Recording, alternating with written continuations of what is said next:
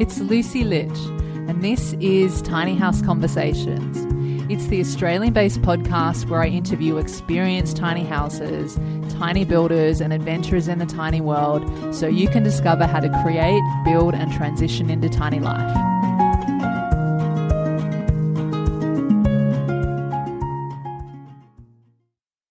Before we get into the show, I'd love to know, is there a particular topic you'd like to learn more about, or a guest in the tiny house world that you'd love me to get on the podcast?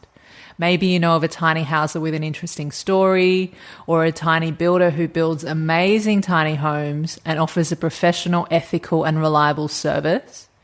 Or maybe you know of other experts or adventurers in the tiny house space who have a message that needs to be heard. Whatever the case, I'd love to hear from you, and you can head over to tinyhouseconversations.com/request. If you enter your guest or topic request there, I'll do what I can to make it happen for you. Thanks so much. Now let's intro today's episode. Hi, it's Lucy, and welcome back to Tiny House Conversations. Joining me on the show today is Tom Coupe, who is a construction artist from Victoria.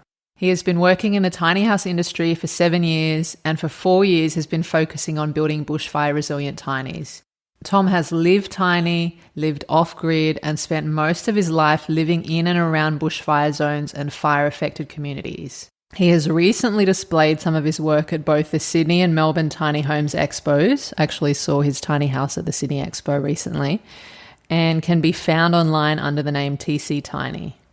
And in this conversation, we talk about what materials, methods, and fireproof measures make a tiny house bushfire resilient, materials that Tom doesn't recommend to use in a tiny house for bushfire resistance. We also talked about fireproofing strategies outside the tiny home and on surrounding land, common misconceptions around bushfire resilience, the demographic of people who need to consider living in bushfire resistant homes, and lots more.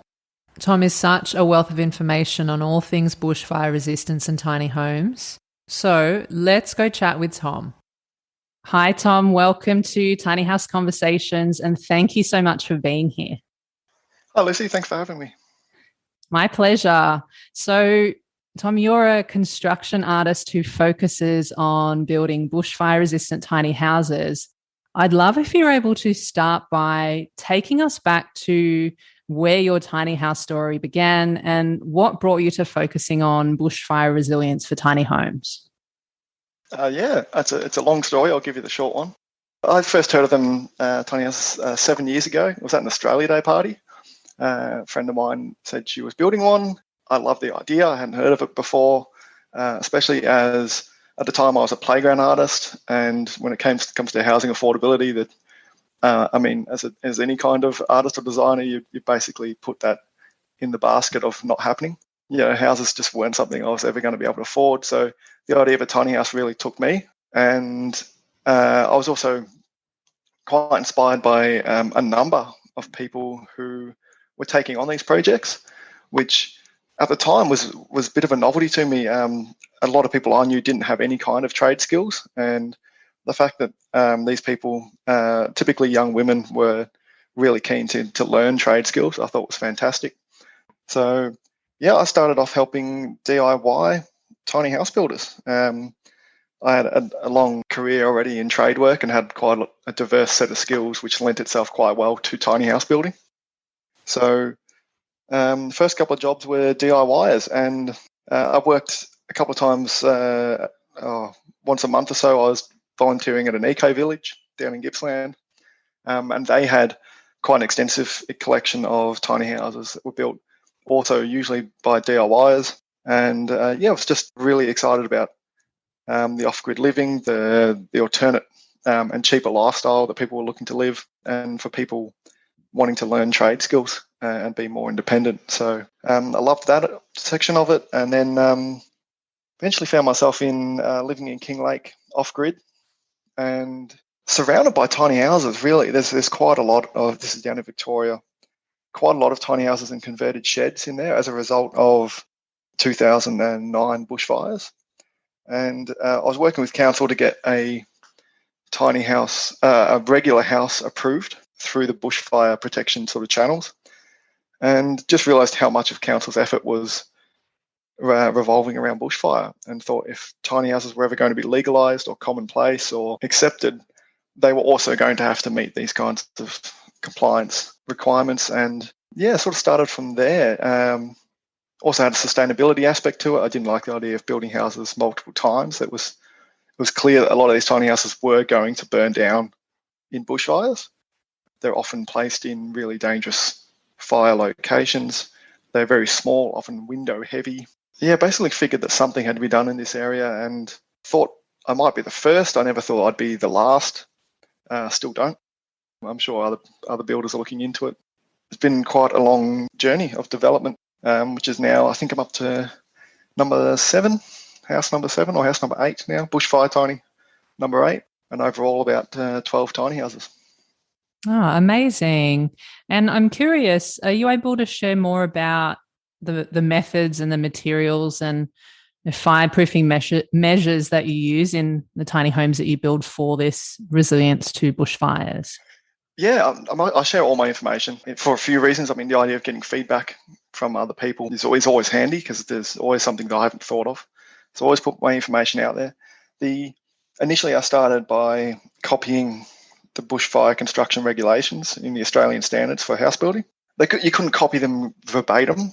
I had weight limits, and those regulations were built for big houses, designed for big houses, and I had a small weight limited house, so I had to adapt them. But over time, a lot of my testing sort of resulted in a very unique set of fireproofing techniques, which is in large part in contrast to the rest of fireproofing and also the rest of the tiny house industry. Common convention is that the house catches fire on the outside and it burns through to the interior. And this is in fact not the case.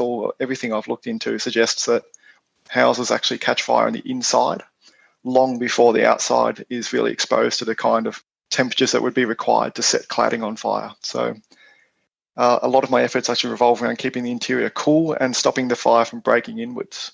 So the first couple of fireproofing measures I have are on the inside of your house, and they relate to the type of furniture you're using and the placement of it, window placement and so on. So even the choice of wooden floorboards over carpet, things like a leather upholstery rather than fabric. These things actually make a genuine difference to the house's chance of surviving a fire, but they're definitely not talked about. You definitely won't find them in the regulations.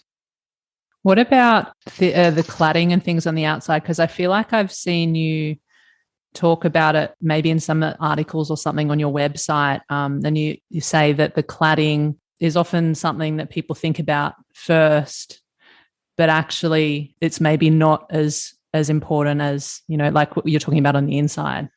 Yeah, so it's the first thing that people think of. It's the first thing that you see. It's actually the last component that matters. Cladding is a flat surface. It's highly weather resistant, and any flat surface that's weather resistant is going to deflect flame and embers and heat to a fair degree.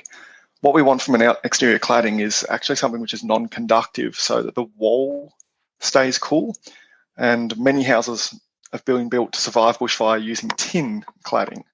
The idea is that the tin doesn't burn, and of course it doesn't, but it does allow an enormous amount of heat to go straight through into the walls. And the walls have got, well, they're not flammable. They are filled with services such as pipes, gas pipes, water pipes, your phone and electrical connections, and replacing those is an extremely expensive operation. So you really need your walls to stay below 100 degrees, and that means a non-conductive cladding. So I've actually done tests which demonstrate that cardboard is actually an effective cladding for bushfire. I'd struggle to sell the house. It would actually capitulate in the weather long before, even though it would survive a bushfire, it would be a melty puddle before the fire got there, just from the rain. But yeah, a lot of fireproofing is completely on its head. We often talk about, people steer away from timber. Timber is a fantastic fireproofing material. It is difficult to ignite, but that's not the point. The point is that it stays stable under heat. It doesn't expand or contract. It doesn't snap its fixings. It doesn't warp. It's non-conductive. These are all excellent properties for a fire-resistant cladding, and we've got so many examples of weatherboard houses surviving bushfire when the brick house next to it didn't. And there's two reasons for that. One is that weatherboard, timber cladding, is an excellent fire-resistant material. The other reason is that it didn't matter in the first place. The brick house still had windows, it still had vents, it still had doors and an attic and an underfloor area. All these things are huge weak points, and it's those weak points that the fire is going to look for to break inwards. Right. And you mentioned before as well about the regulations and the building code. So with tiny houses on wheels being classed as caravans, do they come under that building code for fire resilience or not? They don't. There's nothing governing the disaster resilience of a caravan. They're expected to withstand the average storm, but I mean, we can see what happens most typically in the US when something like a tornado would go through a trailer park. Typical caravans capitulate in the storm, and they're the only standards we have to go off. They're obviously insufficient for something which is designed to be full-time lived in, and for something which, in a country known for its natural disasters, it's not really a fit for purpose, especially for the bush. So those regulations aren't up to scratch for tiny houses, but also house regulations. I mean, then the bushfire regulations haven't proven to be overly effective. So even if they were required, it wouldn't really make a huge difference to the tiny house movement. I mean, they're not designed for small houses, and they haven't proven themselves to be effective against bushfire. So actually hoping that as they're written, they don't become mandated for tiny houses. But yeah, future will tell where that heads. Yeah, and I would probably say that even with the regulations in general for living in tiny houses, especially long term and where you can put them and all of that, I think there's a lot of these regulations that need to catch up. I'm curious what the best material for insulation you would recommend, or what you use. Yeah, insulation's an interesting question. I do take insulation very seriously. Typically it's just an earth wall bat, but often slightly tighter packed than you would expect in a regular wall. It's just spun glass. All insulation in Australia is going to have a reasonable defence against fire. Not that you can't set them on fire, but they're not going to spread through the walls. But that's not really the point. When we talk about insulation, most of your heat transfer, and goes for bushfire and for a cold night or a hot day, most of your heat transfer goes through windows. And that's true today, it'll be true tomorrow, it'll be true for a very long time. It's the windows that are the weak points. I'm often surprised to see that houses have thick walls and insulation in them, but the windows aren't even double glazed. Even when you double glaze a window, you may only have a 12, 16, maybe 20 millimeter air gap. That's only 12 millimeters of insulation. So even double glazing is still going to let through an enormous amount of heat, and that could be 10 or 20 times more than any wall is ever going to let through. I've done experiments that show that wall panels are almost impervious to heat transfer. On the flip side, basically any glass pane I put in will transfer heat eventually. I'm using triple glazing. If I could use quadruple and fit it on a tiny house chassis weight requirement, I probably would. Triple it is for now, and that's really your minimum for insulation. It all comes down to the glazing, and if you haven't got double or triple glazing, then really your chances of surviving a bushfire are almost nil. Your house is simply going to get too hot. So that's mostly where insulation is. It's glazing. Glazing is most of it. Okay.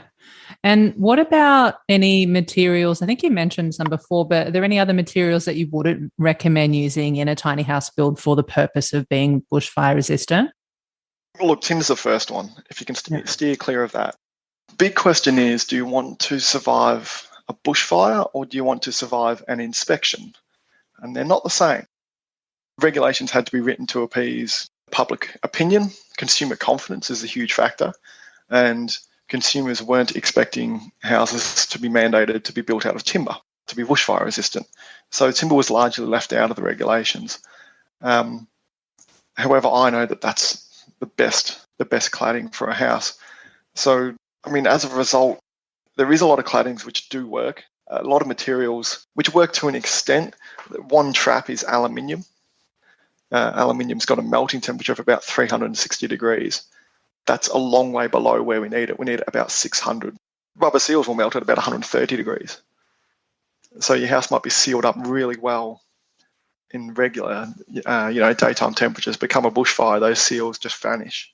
So melting temperatures and anything conductive is something to avoid. There's some terminology I'd love to clarify as well. So there's something called a BAL rating. For anyone that's not familiar what that is or what that stands for and what that means, are you able to talk more about that and the different levels of fire resistance? And then also, I'm assuming because tiny homes on wheels are classed as caravans, they're not technically subject to that, but I think you do try to build your homes around those ratings anyway. Is that right? Yeah, it helps. I'm always aware that it's possible that regulations might change, and people who have purchased my products would expect it to pass those inspections, or at least come close. So I do try to a fair extent to appease those regulations, but also appease stopping the house from burning down in a fire, and that's quite difficult to do both. This is an interesting question. The BAL rating stands for bushfire attack level, and it's basically a rating for any modern house, legal dwelling, to assess how likely it is to experience bushfire, and also when it happens, what kind of bushfire conditions they can expect. It's mostly based around the amount of radiant heat that a house can expect from the flames. Also, its likelihood to experience ember attack. But it doesn't cover everything. You see, I've got a list of about 8 ways that a bushfire can destroy your home. The ratings only cover 3. So, I mean, things like wind or debris aren't really covered at all. But basically, they're looking at how dangerous the location is. The BAL rating is a way of assessing how dangerous that location is and what's required for a house to have a reasonable expectation of survival. The BAL ratings start at 19. 12.5, 19, 29, 40, and then flame zone at the top end. They're done in increments because we have to. We operate in increments. But bushfire is not an incremental disaster. It's very much a straight lineal disaster. Really, those ratings are intended to increase your house's chance of survival. They're not a guarantee. No one has ever claimed they are, and recent bushfires will demonstrate that they're not a guarantee. In fact, the chance of survival has only been increased by 10 or 20%. Basically, I mean, if you build a BAL 29 house in a flame zone location, it still has a higher chance of survival than if it had nothing. And alternatively, you could build a flame zone house in a BAL 29 zone. There's nothing stopping you from doing that. And that increases its chance of survival dramatically. The BAL ratings are purely the minimum that you have to do to build in that location. And you should not stop there. You should always go past that, is my belief, because especially with a tiny house, you don't know for certain how much vegetation can be altered or maintained to reduce that fire risk. So I always suggest going above that level and then recognizing that it is not a guarantee. It is purely an increase in the chance of surviving a fire. And what are some fire-resistant strategies that people can use outside of the home, such as maybe on the land that they're parked on? A lot of fireproofing comes down to the land and the surrounds. We're looking to reduce, obviously, anything that is combustible, so that's often garden beds around the outside. We're looking to reduce large amounts of grass and undergrowth in the area. So the larger the clearing, the better. And the clearing counts well and truly into the tree trunks. If you can see the tree trunks, we're in good nick. What happens when the undergrowth covers those tree trunks is that you've now got a continuous flame from forest floor up into the canopy. So we want to be able to see tree trunks for as far as possible, preferably hundreds of meters. But I would accept anything from about 10 to 50 meters of being able to see through the forest. And that goes a long way to reducing the amount of radiant heat you'll experience, or the likelihood of experiencing high radiant heat. A lot of planting There are a lot of fire-resistant plants going around, both fire-resilient and also ones which are less likely to burn rapidly. You're looking at landscaping, which could be pebbles, driveways, stones, logs, things that are non-combustible or difficult to combust, which aren't going to produce a large amount of radiant heat. We can even go further and put up things like defensive walls, which protect radiant heat and embers and wind from striking the house directly. There is a lot. It's as broad. The landscaping around the house, the techniques used to do that are almost as broad as the techniques used on the house, and equally as important. So it's one thing I don't have a huge amount of control over, especially being a portable object. Yeah, for sure. And with that portability, I have heard some people say out there, just leave the wheels on so that you can tow the house away. But I think you talk about removing the wheels, especially because they're made of rubber and all of that. Can you talk a little bit more about that? Easiest point is that rubber combusts. We don't want it under the house. And it's not just rubber. We don't want anything combustible sitting under the house. And often with an underfloor area, you end up with timber stacks, or even things like fuel canisters, jerry cans, lawnmowers being stashed underneath, which are actually not just combustible, but explosive or flammable. So anything under the house which adds to the combustibility of it should be removed, particularly anything plastic, rubber, things which melt and ignite and burn for a long time. As for towing it away, it's a big topic.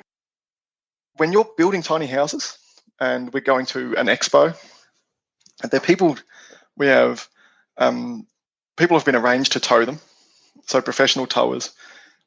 They're brand new houses. They've gone from a flat workshop towed to a flat industrial area. And it's pretty easy. I mean, it only takes a couple of days of planning and $1,000 worth of towing, and about a day to set the house up and maybe a half a day to pack it down. As far as tiny house moves goes, it's relatively easy. It's not really an appropriate display of how tiny houses can be towed. It's the easiest time to do it. The houses are brand new. It's been done by people who know what they're doing and do it regularly. And tiny houses, particularly lived in tiny houses, get put in really obscure locations, often deep in the forest. They take a long time to get in. They take a long time to get out. Often they have tracks carved specifically for that house, which in 20 years' time may be properly overgrown. You've got tyres which will be flat, rotten. They rot when they hit the ground. They get destroyed by UV. So a trailer should have regular inspections if it's going to be utilised. You've got people living in it who may not own the house, so they may have no interest in saving the house. You're not going to get a tow truck to go into a forest once a fire has begun. You're not expecting to get a lot of assistance. Having those skills to move a heavy object is just not something that typically people living in tiny houses have. On top of that, we've seen a lot of roadblocks. And basically, if a person is outside a fire zone, the police just aren't going to let them back in. It's just, they've done their job. As far as they're concerned, you're safe and well, you're away from the fire danger, and this could be up to a week before a fire arrives. So they're not letting people back in, and I support that move. Basically, roads are kept for emergency services, stock evacuations, and people evacuations. We're seeing laws that would actually prevent people from towing things such as horse floats or trailers or caravans away from the fire anyway. The roads are very valuable during an emergency, any emergency, and particularly a bushfire. They're not a place for people to put their belongings or their houses and attempt to tow them along the roads in less favourable conditions, often very hot, smoky, panicked conditions. So it's a recipe for disaster. It doesn't really faze me if one person manages to do it. I'm talking about an industry which has hundreds of houses being produced per year, most of them going into fire zones.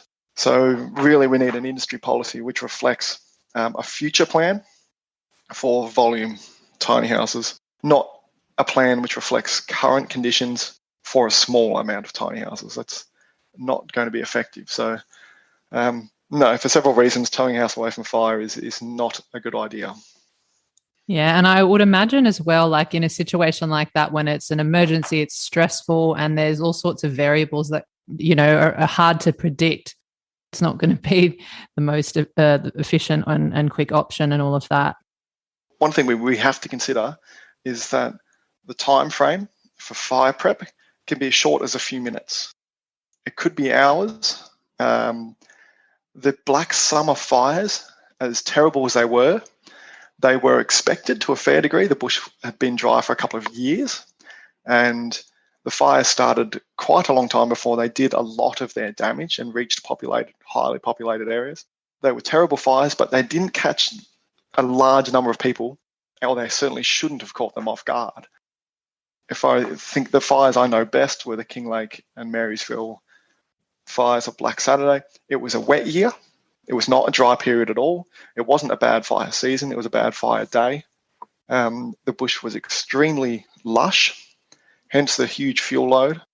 And those fires caught people unawares to the degree that the first thing they knew about the fire was the sound or the visual of the flames.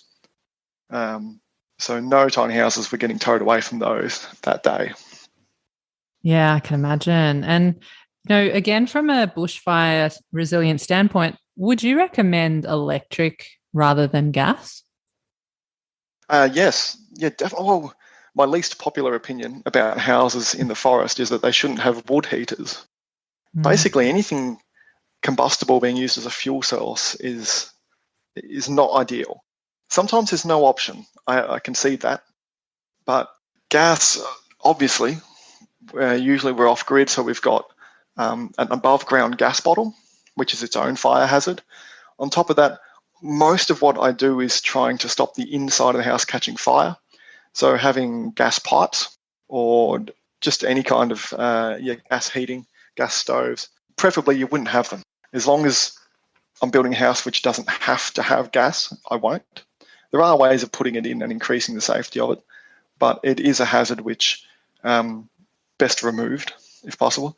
When it comes to wood heaters, chimneys are an enormous weak point. They're designed to transfer heat from inside to out, and they do it really effective the other way around as well. There are also huge weak points for embers, debris and wind striking the chimney and causing a hole through the top of the roof. They lead to things like kindling, bark, and small leaf litter and so on being mounted around back doors. Firewood stacks can be their own hazard. So best done without these combustible heat sources. What I find is the thermodynamics required to make a house fire resistant mean that it's extremely comfortable during winter and very little heat, if any, is required. So there's no need for gas heating, there's no need for a wood heater. When you do fireproofing properly, your house becomes almost passively heated and almost carbon zero as a byproduct. So one of a number of really positive side effects of fireproofing is that low fuel requirement. I have seen, I think it was your tiny house, you built like a fireproof little box or something for a gas bottle. The house was the first fire resilient house, and while I'm still very proud of it, and I do think its chances of surviving a fire are very high, there are things that I've increased since then to make them more fire resilient, and removing the gas is one of them. So I've now got very large and somewhat expensive solar systems on tiny houses to accommodate that. But even so much as to say that the vertical walls are panelled in solar panels to remove that reliance on gas and increase the electricity source. Yeah, and you do the solar trailer as well, don't you? So what do you do with that to make it fire resilient? The idea of a power supply being able to survive a disaster of any kind is something which I'm quite keen on developing, because we've seen so many people displaced, and just without the ability to even charge a mobile phone, to set up lights, things like cooking and first aid and so on become so much more difficult when you haven't even got electricity around.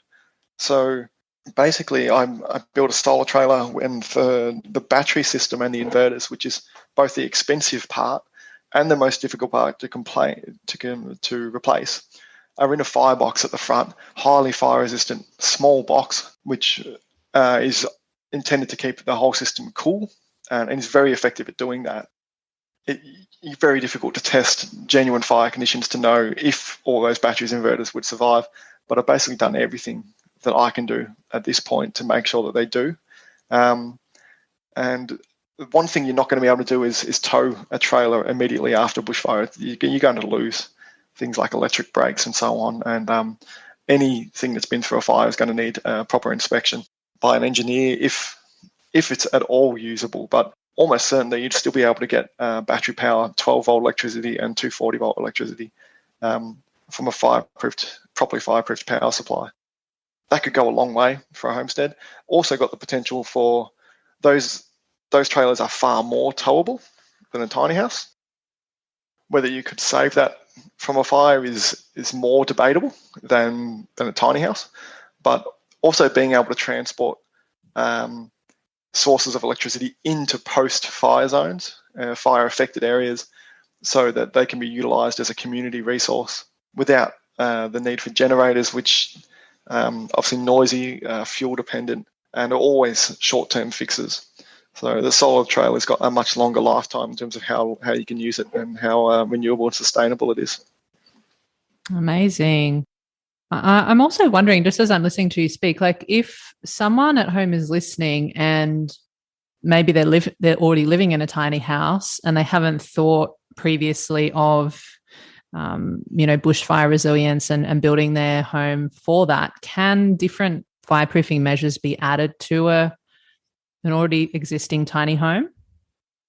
Yes, they can be added to any home. However, you must be very realistic about what you can achieve in terms of the likelihood of that house surviving a fire. To build at the higher levels, everything is designed from the ground up for fire, to be non-conductive, to be strong, to be resilient to debris, to be resilient to wind and smoke. Just retrofitting on the outside or the inside's not going to achieve those higher levels. However, yes, you can increase the chance of a tiny house surviving, or any house surviving, quite simply. It's as long as you're realistic about what can be achieved, you can do that. Some simple things. If your house doesn't have shutters, then I'm not going to give it really any serious chance of surviving a fire, even a small fire, or even a storm could break windows, and then you're just exposed to the elements. So shutters on windows and doors are an absolute must, and they're relatively easy retrofitted. They're usually the last thing to be installed on a house build anyway. Things like vents, all air vents are a huge weak point. So I've just got a pretty simple system of a little fire door that goes over the top of any vent that you can close. So you can install a door that's a heat resilient door that goes over the top of a vent, so that in the case of an emergency, when you pack up and leave, you can lock it up, along with the shutters and the windows and doors, lock up a couple of vent doors as well. Those things are going to go a really long way, as well as ember-proofing the roof and so on. Tiny houses actually have a surprisingly large amount of advantages against regular houses. When it comes to fireproofing, they've already got no attic space, which is a huge weak point on a regular house. They're often filled with cobwebs, and they're quite flammable spaces. Tiny houses don't have them. They're also, being so small, you can actually go to a much higher level of detail for a reasonable cost. Whereas with a big house, you simply can't do that. If I went to the level of detail I've gone to on my tiny house roofs, it's just financially unfeasible to go to that level over an entire house roof that might be 20 times larger. So, anyone who's living in a tiny house has a few advantages that they might be able to implement against bushfire and increase the chances of survival. So if someone's listening to this and they're thinking, I haven't really thought about bushfire resistance for a tiny home, whether or not they're wanting to build one, have one built for them, or they're already living in one. But what kinds of people need to live in bushfire resistant homes? Yeah, it's a good question. One common defense I hear about particularly tiny houses, but any house, is they let it burn, collect the insurance and rebuild kind of attitude. My experience of fire-affected communities is that rebuilding is an extremely difficult and a more expensive task than most people realise. Most people get caught short. So the people who need to make fire-resilient houses the most are those who are least able to rebuild. And rebuilding can be difficult for a number of factors. It could be age or physical ability. It could be your mental ability to navigate a very bureaucratic system. And most obviously, financially. we're seeing a lot of insurance companies not either people can't afford the insurance. The insurance companies are just saying no, flat out no to insuring those houses, or they may not pay out enough to rebuild. Rebuilding costs continuously go up. So the people, in the end, the people who need fire resilient houses the most are those who are least able to rebuild. And unfortunately, like a lot of things, this impacts women over the age of 50 more than it does the rest of society. They're often less able to rebuild or less able to build in the first place. And it's a very common demographic for full-time living tinies as well. So there's no surprise that the two cross over. That is definitely an area that I get a lot of interest in for custom-built fire-resilient tiny houses. I didn't even think of that, actually. That's a really good point. Because I was thinking, people that live in areas that are prone to bushfires and all of that. But yeah, that's a really good point. And are there any common misconceptions that you hear about fire resilience? Yeah, a lot. Yeah. I mean, I've spoken already about tin being used on the outside of your house. I mean, the idea of towing a tiny house away from fire is a misconception that I just hear so often. You've probably noted that I've already got a lot of arguments ready to go on that on that topic. They're often just, the reality isn't really considered as to what a fire looks like, how quickly they can turn up, who they affect the most. The idea of defending your house too.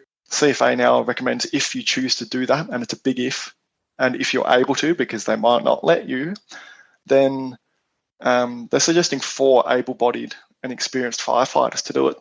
Now, I don't know about you, but I think I'd struggle to get 4 able-bodied, experienced friends to turn up in front of a fire. That's not really a reality for most people in tiny houses. Defending them's just not something that they really ever should attempt. They're probably the bigger ones. The idea of rebuilding too is almost a myth.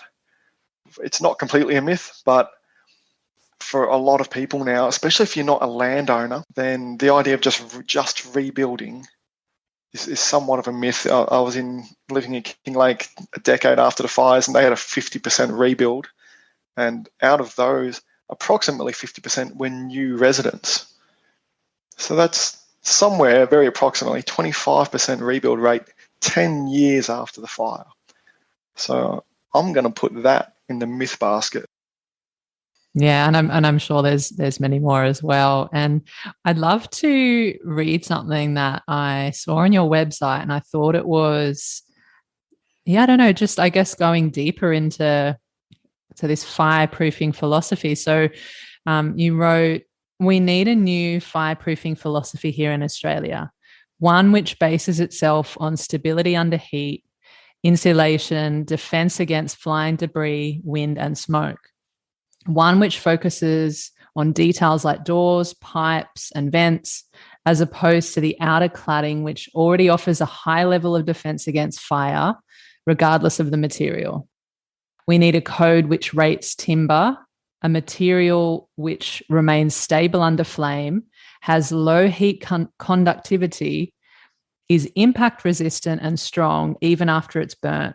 We need a construction code which recognizes that bushfire does not ignite the exterior of a house and burn through the interior. Like a thief, fire looks for a weak spot and breaks inward, setting fire to the synthetic materials of the interior." Yeah, I thought that was just summed up so perfectly. Are you able to just go deeper into that and, the philosophy, I suppose, you're talking about? What I have to mention first up is that those regs were very useful. They're not the effective regs that I would like us to have, but I had to start somewhere, and they were a great starting point. They also had many factors on creating those regulations, and there were people highly experienced and qualified people making them up. We now have enough data that we can expect and create new regulations that are more effective, not just for here in Australia, but we really could be the forerunners that can help the rest of the world with this, because wildfire is now an increasing danger for a lot of people across the world, not just Australia. Yeah, with that said, yeah, we do need regulations that, if you get your house hot enough, it'll set itself on fire. Things will start melting. You've got potential electrical faults. A temperature of about 75 degrees, 80 degrees is all we can really afford and still expect the house to survive. And that's not much. If you've got a really thermally effective house, it'll get to about 25 degrees on a hot day. And I know a lot of people listening are going to go, hey, my house gets a lot hotter than that on a hot day. Yeah, they do. If you haven't got shutters to protect yourself from the sun, and insulation to protect yourself from the rising temps, your house will get a lot hotter very quickly. But when you do those things properly, your house will stay cool on a hot day. And that gives us about 50 degrees approximately, where that house can rise to a temp of 75, 80 degrees. And we're not going to lose too many valuables, and the chance of it igniting on the inside is not too high. At about that temperature, we're going to start losing batteries, and we're talking expensive off-grid solar batteries. We could start losing computers and all kinds of electrical devices. If we get smoke on the inside, we're going to start losing all your fabrics, anything permeable, even your paintwork will need to be redone. And that's an expense and an inconvenience which people don't need after a fire has gone through. They've got enough things on their mind. I really rate the idea of being able to just move back into your house and still have your belongings. And a large part of our lives and identities are based on our belongings. As much as I don't want to admit it, that is the case. And losing those things can be a real hit to particularly even mental health post-disaster. So I want houses to survive to the extent that you can just move back into them and continue living. Not months or years later, but days later. And I think I put a lot more value on people's homes and their belongings, even more so than they do themselves. But yeah, having said that, if you get your house above about 80 degrees, the chance of it igniting on its own increases dramatically. When things start melting on the inside, they'll start putting off fumes. And your house could become not just combustible, but it could become flammable or even explosive. Things as simple as a fuel tin, that it might be not in a tiny house necessarily, but might be in a big house. You might have a garage attached. A fuel tin, you get that to about 40 or 50 degrees, it starts releasing fumes, and the fumes will turn your garage into an actual bomb. Removing those flammable objects from the inside and stopping the house from heating up, I think is really important. Gosh, you've given us so much to consider around this. It's really great. And if someone's listening to this today and thinking, okay, I want to work with Tom, can you share with us what the process looks like to work with you if someone's wanting to have a bushfire resilient tiny house built for them? Is there any sort of customization that's possible, and even the costs involved or price ranges that you have on the different homes that you build? Yeah, sure. I mean, I've built things fire resistant for as low as about $50,000, but they're not going to be full homes. And for that, I mean, the fire resistant library, otherwise known as the book bunker, maybe something like an art studio might cost you around that much. But generally, at the higher end of fire resilience for a full house, you're looking at $120,000 to $150,000.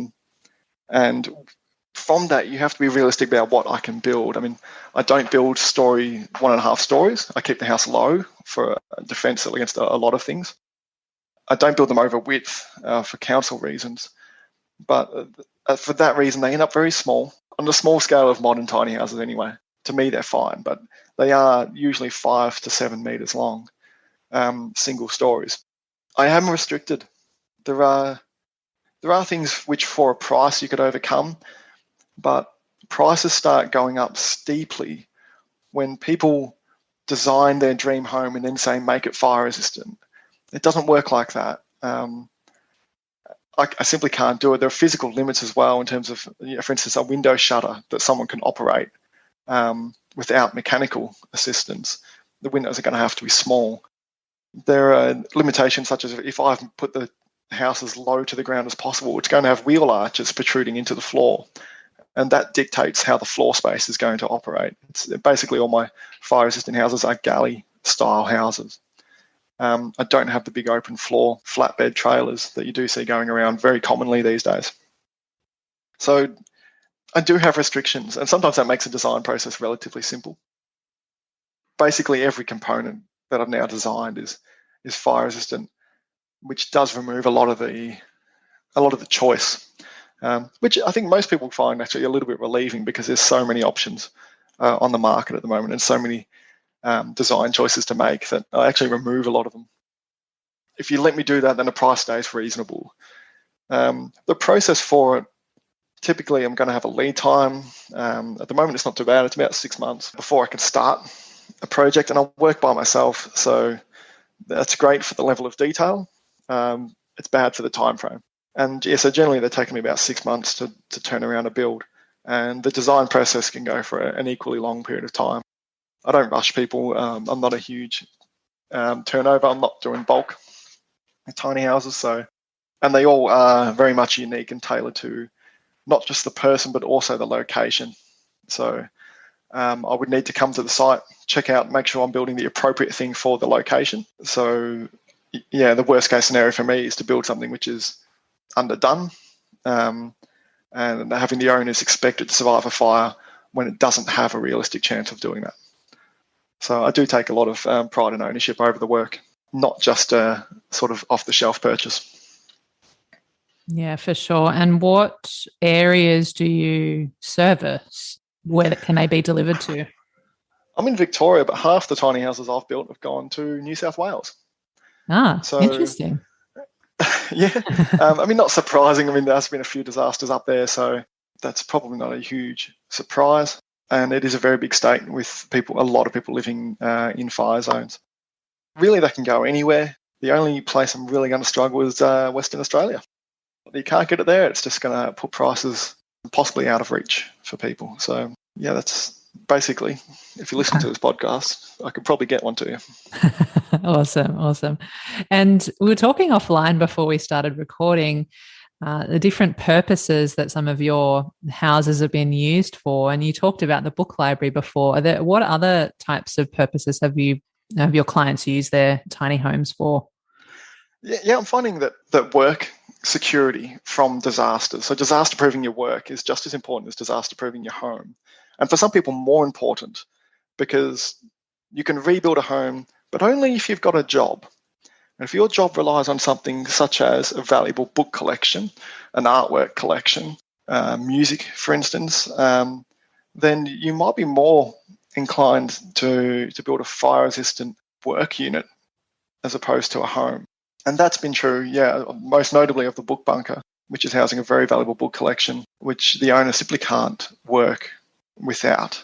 And that would put a huge dent on her ability to rebuild post-fire. So, yeah, I mean, I've had interest from music artists, visual artists, at least two authors now as well. So a lot of people, particularly in the creative realms, which have things which can't be replaced.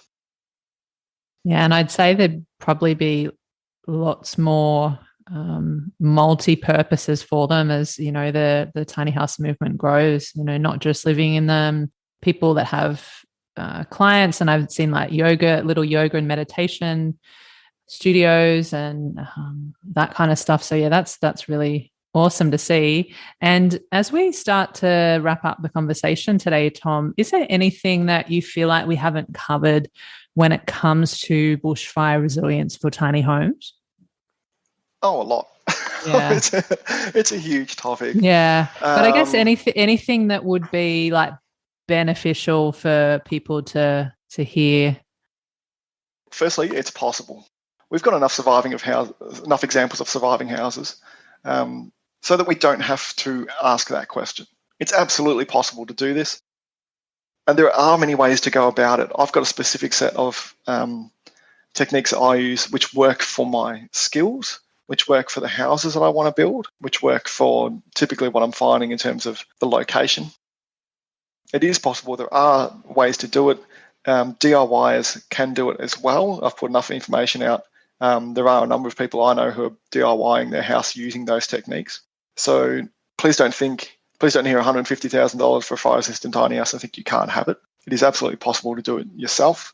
I think I've put out just about enough information to let almost anyone have a go at doing that. And yeah, I am expecting there to be more builders in the future taking on this challenge.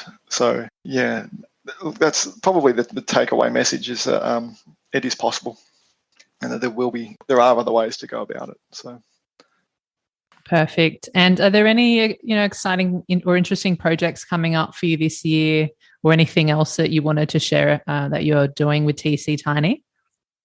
It's been a really diverse couple of years, so I kind of never know exactly where it's going to take me.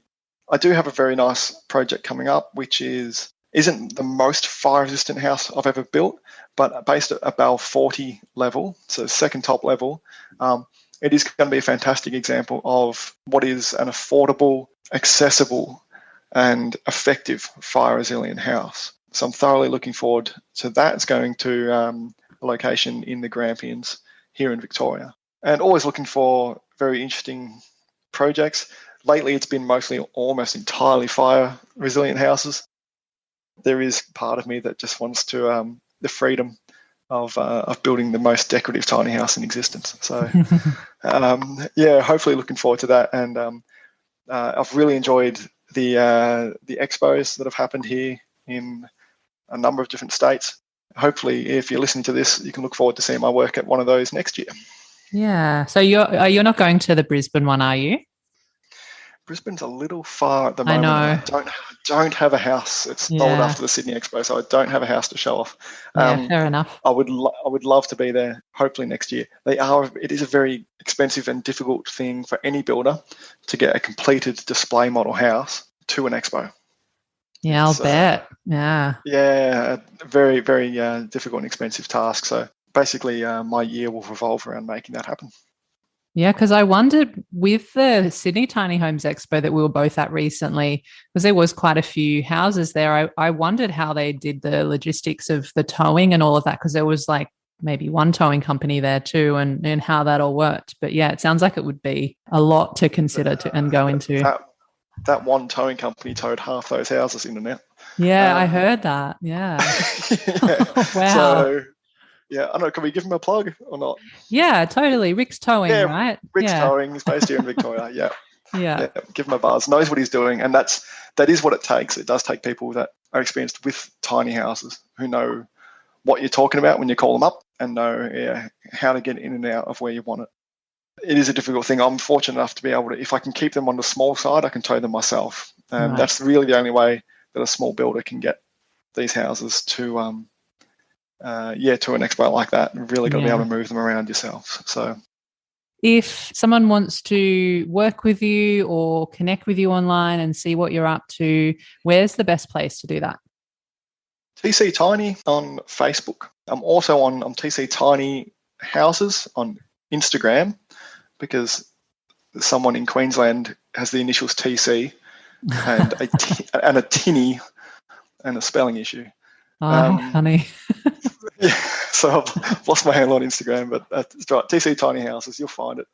Okay, awesome. And your website? Website tctiny.com.au, and you can also find me on YouTube. I have to admit, I'm not a great YouTuber. Most of the videos on there are a little bit out of date, but most people still find them quite useful. There is on my website a number of articles that I've written over the years. Probably more my focus now is writing the information down rather than recording it. Yeah, and I would say about your YouTube channel, because I watched some of your videos and it was really interesting to see you do different burn tests on there. So that might be something that people want to go check out anyway. So yeah. Look, the overall spoiler alert, the overall result of those burn tests is that it didn't matter. Yeah. They were useful tests, but the end result was burning things from the outside, flame testing things wasn't the important factor. That basically everything was passing to the extent that I needed it to. So I sort of stopped doing it. And it became apparent that the houses were simply not burning down from the outside. They were burning down on the inside. And picking up just about anything that you'd find in the interior of a house can be so combustible. It's a little bit scary sometimes.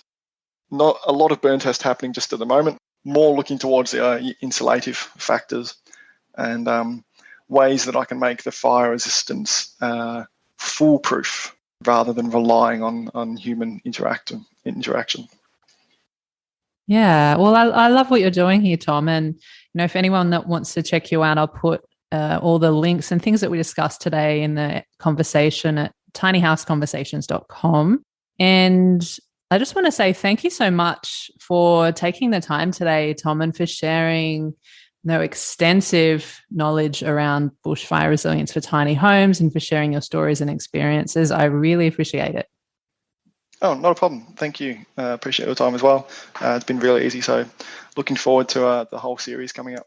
Yeah, absolutely. And if you're listening to this episode today, thank you so much for taking the time to be here with us. If you want more Tiny House Conversations, stay tuned every Thursday because that's when new episodes are released. And I'll see you next time. Thanks again for listening. And if you enjoyed the conversation today, you found it valuable and you want to support the podcast, the best way you can do that is to share the love. That way I can keep bringing you more tiny house conversations to help you on your own tiny journey. So here are 3 ways that you can support the podcast. Number 1, if you have a friend or family member that you feel would benefit from hearing these conversations, feel free to share it with them, email them, text them, send them a telegram, do whatever you need to do to share it with them. Number 2, if you hit the subscribe button, you'll know exactly when the next episode is live.